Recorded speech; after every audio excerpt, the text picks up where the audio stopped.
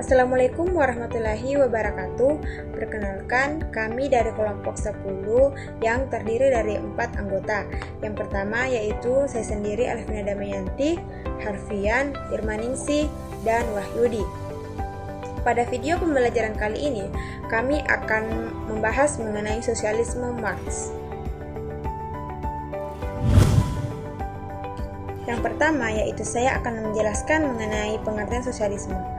Sosialisme berasal dari kata societas, dari bahasa Yunani yang berarti masyarakat. Dari sini maka benarlah bila dikatakan bahwa sosialisme adalah paham yang mengutamakan kepentingan masyarakat.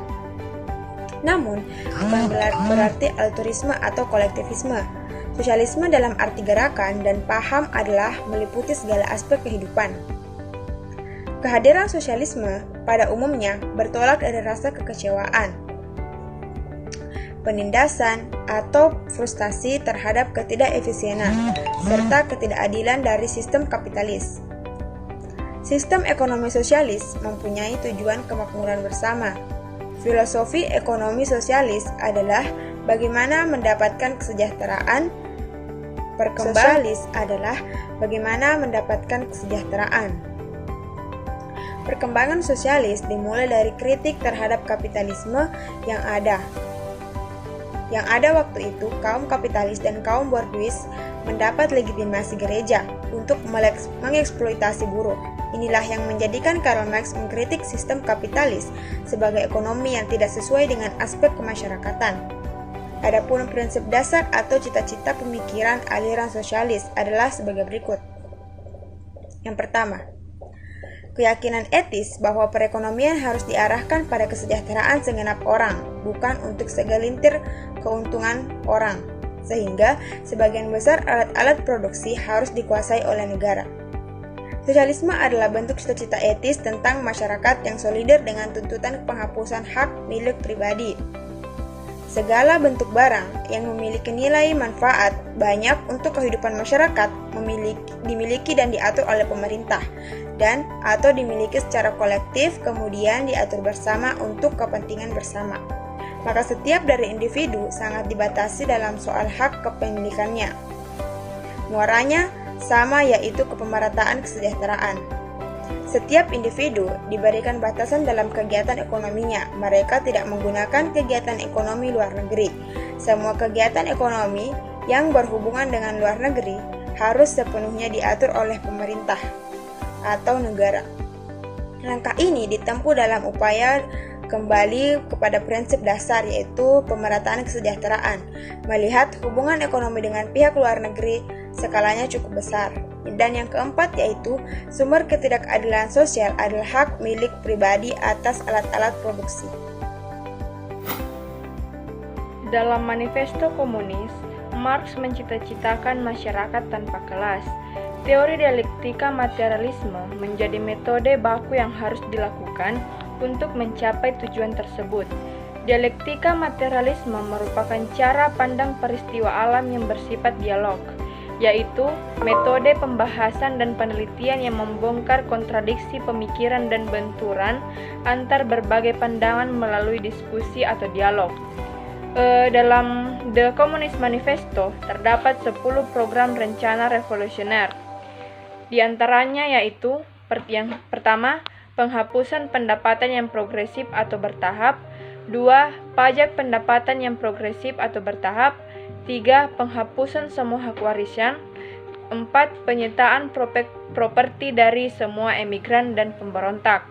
Yang kelima, sentralisasi kredit di tangan negara dengan menggunakan bank nasional dengan model negara dan monopoli eksklusif. Yang keenam, sentralisasi alat-alat komunikasi dan transportasi di tangan negara. Yang ketujuh, perluasan pabrik-pabrik dan alat-alat produksi milik negara. Di antaranya menanami tanah-tanah yang menganggur dan meningkatkan kesuburan tanah secara umum sesuai dengan rencana bersama. Kedelapan, kewajiban yang setara bagi semua untuk bekerja. Pembentukan tentara industrial khususnya untuk pertanian. Yang kesembilan, kombinasi agrikultural dengan industri manufaktur, penghapusan terhadap perbedaan antara desa dan kota. dengan kontribusi yang lebih seimbang kepada seluruh masyarakat. Dengan terakhir yaitu pendidikan bebas untuk anak-anak di sekolah publik, penghapusan tenaga kerja anak-anak di pabrik, dan kombinasi pendidikan dengan produksi industri. Sewaktu terjadi polemik tentang istilah sosialisme utopia dan istilah sosialisme ilmiah, maka dengan tegas Engels menjelaskan Marx yang meningkatkan paham sosialisme jadi suatu ilmu, sebab ialah Marx yang membeberkan dua penemuan baru dalam perkembangan masyarakat saat itu. Yang pertama, konsep tentang historis materialisme. Yang kedua, konsep tentang rahasia produksi sistem kapitalisme yang berdasarkan nilai lebih. Dengan dasar penemuan dua masalah tersebut, Engels menamakan sosialisme Marx sebagai sosialisme ilmiah. Marx yang kita kenal sekarang bangkit pada tahun 1848 dengan kitab sucinya Manifesto Komunis, hasil karya Marx dan Engels. Marxisme atau sosialisme ilmiah kemudian menyebar luas dengan pendirian gerakan-gerakan internasional. Pertama, dengan kebangkitan Partai Sosialisme Demokrasi di Eropa. Pada saat itu Marx mengecam semua konsepsi sosialisme seperti pikiran Robert Owen, Fourier, dan lainnya. Dikatakan sosialisme tapi sebagai angan-angan kosong, karena mereka tidak menunjukkan jalan sebagaimana mencapainya. Marx sendiri menolak memberi gambaran sosialisme sebab sosialisme ilmiah tidak dapat menjadi koki di masa datang. Sosialisme bukanlah pendapat pujangga yang hendak memperbaharui dunia, tapi merupakan peristiwa yang tidak terelakkan sebagai akibat pertentangan kelas bourgeois dengan kelas proletar.